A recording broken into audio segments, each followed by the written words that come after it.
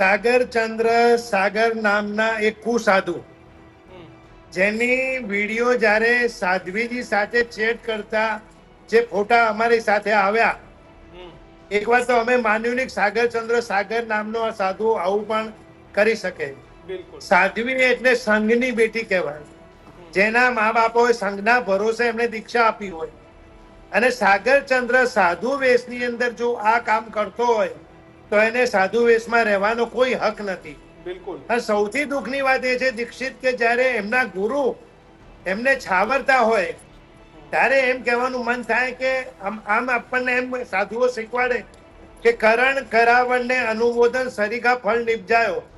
તો તમે ખોટા સાધુઓને જ્યારે સપોર્ટ કરો છો, સાથ સહકાર આપો છો, તો એને સાથ સહકાર આપનારા સાધુઓને મારે પૂછવું છે કેમ તમને કરણ કરાવણ અનુમોદનનું પાપ ના લાગે? ખાલી એ પાપ શ્રાવકો માટે જ છે. સાગરચંદ્ર અત્યારે સુરતની અંદર આયા છે અને સુરતની અંદર જે 2-4 જણાઓ એમને પ્રતિષ્ઠા કરવા માટે બોલાયા છે, આપણે ખરેખર એની તપાસ કરવી જોઈએ.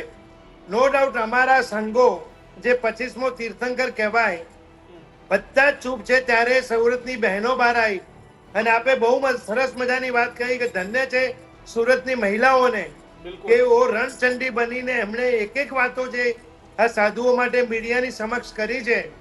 ખરેખર તો આ જોઈને દરેક જૈનોનું ખૂન ઉકળી જવું જોઈએ. જૈન ધર્મ એક ક્ષત્રિયોનો ધર્મ છે. અમારા 24 તીર્થંકર પરમાત્મા ક્ષત્રિય હતા. આજે ક્ષત્રિય ખૂન ક્યાં છે એ મારે અમારા જૈનના દરેક સંઘોને પૂછવું છે.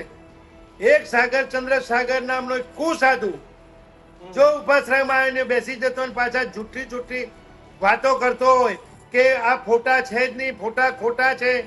અરે ભાઈ તે કયા ફોટા આપે એ તો તું લેબોટ આપણે લોકોને બતાવ, સંઘને બતાવ.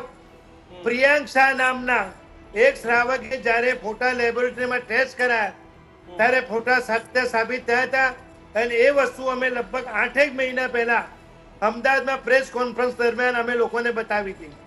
આપણે પ્રેસ કોન્ફરન્સ દરમિયાન ખુલ્લું કીધું હતું કે આ સાગરચંદ્રના ફોટા સાચા છે. સાગરચંદ્ર લગભગ 8 મહિના ચૂપ હતો. ત્યારે જ ન્યૂઝરૂમ ગુજરાતની યુટ્યુબ ચેનલને સબસ્ક્રાઇબ કરો અને ઇન્સ્ટાગ્રામ અને ફેસબુક પર ફોલો કરો. અપડેટ રહો, સત્યની સાથે રહો.